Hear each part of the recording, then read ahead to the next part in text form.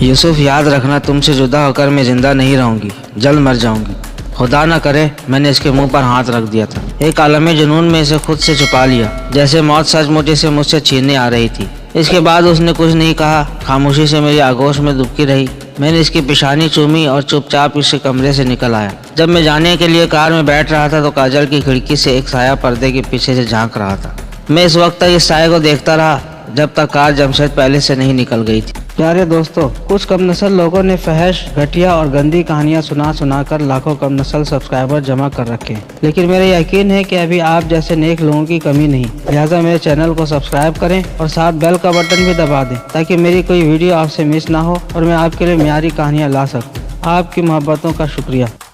اپنی زندگی میں پہلی بار میں جہاز پر بیٹھا تھا، لیکن مجھے اس میں کوئی سنسنی محسوس نہیں ہوئی تھی، نہ ہی مجھے اپنی دیرینہ آرزو یعنی پہلے سے نکل کر دنیا دیکھنے کی خوشی ہو رہی تھی۔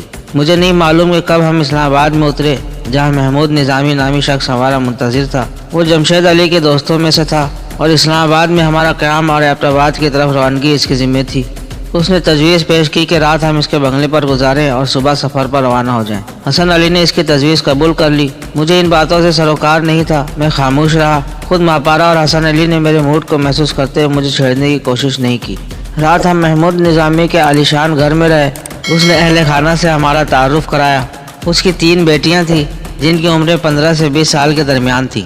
ایک بیٹا تھا، شامی، 13 سال کا تھا اور بے حد شوق تھا۔ کھانے کی میز پر وہ سب کو ہنساتا رہا تھا۔ میں کوشش کے باوجود اس کی باتوں سے محظوظ نہ ہو سکا۔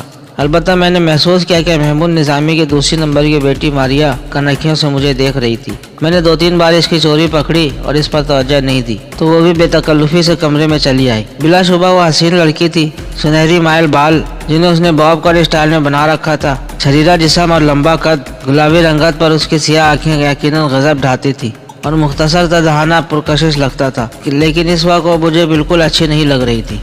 ہیلو، اس نے کہا، آپ کو ہمارا گھر کیسا لگا؟ اچھا ہے، میں نے کہا۔ اور گھر والے؟ وہ معنی خیز انداز میں بولی۔ وہ بھی اچھے لگے، میں نے محتاط انداز میں کہا۔ اچھا، آپ کافی پئیں گے؟ میں نے اقرار کر لیا اس بہانے کچھ دیر کے لیے یہاں سے ٹل جائے، مگر وہ بمشکل 5 منٹ بعد دوبارہ آن موجود ہوئی۔ شاید کافی پہلے سے تیار تھی۔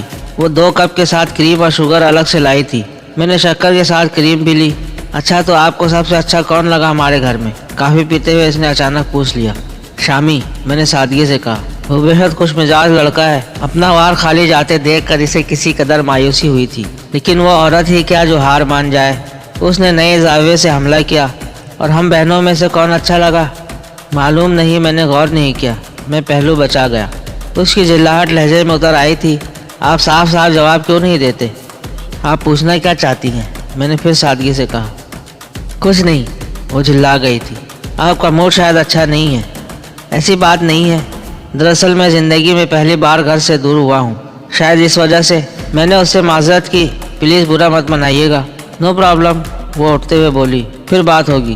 میں کل صبح چلا جاؤں گا، میں نے جلدی سے کہا۔ وہ جاتے جاتے بل کھا کر گھومی۔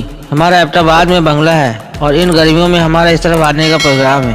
مارے گئے، میں نے دل میں کہا۔ یہ تو کمبل ہوتی نظر آ رہی تھی۔ خیر، اس میں تو کوئی برائی نہیں تھی، وہ خاصی دلکش لڑکی تھی، لیکن یہ خبر کاجل تک جا پہنچی تو وہ سچ مچ اپنی دھمکی پر کمل کر گزرے گی۔ مجھے مار دے گی یا خود مر جائے گی۔ میرے کمرے میں فون تھا۔ اچانک مجھے خیال آیا کاجل سے بات کروں، ہو سکتا ہے اس کا مزاج کچھ درست ہو گیا ہو۔ مجھے معلوم تھا کہ اسے کمرے کے پاس گیلری میں ایک فون تھا۔ میں نے اس کا نمبر ملایا۔ تیسری بیل پر کسی نے ریسیور اٹھا لیا۔ ہیلو، میں بولا۔ ہیلو، دوسری طرف سے ایک باریک سی آواز آئی۔ کاجل، میں نے دھڑکتے دل کے ساتھ کہا۔ کیسی ہو جان؟ میں کاجل کی ماں ہوں۔ اچانک زہرا بیگم کی کرخت آواز میرے کانوں سے ٹکرائی تو میں نے بکھلا کر فون بند کر دیا۔ حد تیرے کی، یہ کہاں سے آ گئی دیوار بن کر؟ میں نے دوبارہ نمبر ملایا۔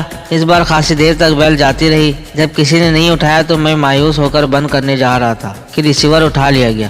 ہیلو، دوسری طرف سے کاجل کی مدھم سی آواز آئی۔ یوسف؟ ہاں کاجل، میں نے کہا تو وہ رونے لگی۔ پلیز رو مت، ورنہ میں سب کچھ چھوڑ کر بھاگ آؤں گا۔ بے شک پاپا بعد میں مجھے پہلے سے نکال دیں۔ وہ جلدی سے چپ ہو گئی۔ یوسف، تم مجھے یاد کر رہے ہو؟ اب تک تو تم ہی یاد ہو۔ میں نے سر آ بھری۔ کیا مطلب؟ وہ مشکوک ہو گئی۔ تم کسی اور لڑکی سے بھی ملے ہو؟ تم سے جدا ہونے کے بعد میں کئی لڑکیوں سے مل چکا ہوں۔ سب سے پہلے ایک ایئر ہوسٹس ملی، وہ اتنی پیاری تھی کہ میرا جہاز سے اترنے کو دل ہی نہیں کر رہا تھا۔ تو نہ اترتے؟ وہ جل کر بولی۔ پڑے رہتے جہاز میں؟ یعنی تمہاری طرف سے اجازت ہے؟ میں نے خوش ہو کر کہا۔ لیکن کم وقت ایئر لائن والے کہاں مانیں گے۔ اب دوسری لڑکیوں کے بارے میں بھی بتا دو، وہ کھول رہی تھی۔ بھائی ہمارے میزبان، سبحان اللہ کیا بیٹیاں پائی ہیں انہوں نے، سب ایک سے بڑھ کر ایک نے تو اپنے دست خاص سے مجھے کافی بھی پلائی تھی۔ میں بھی پلاؤں گی، وہ دانت پیس کر بولی۔ زہر، تمہارے دست ہنا سے میں وہ بھی پی لوں گا، میں نے خلوص سے کہا۔ بقیہ کہانی اگلے حصے میں ملاحظہ فرمائیں۔ اس ویڈیو کو لائک کریں، چینل کو سبسکرائب کریں اور ساتھ ساتھ گھنٹی کا بٹن بھی دبا دیں۔ آپ کے تعاون کا شکریہ۔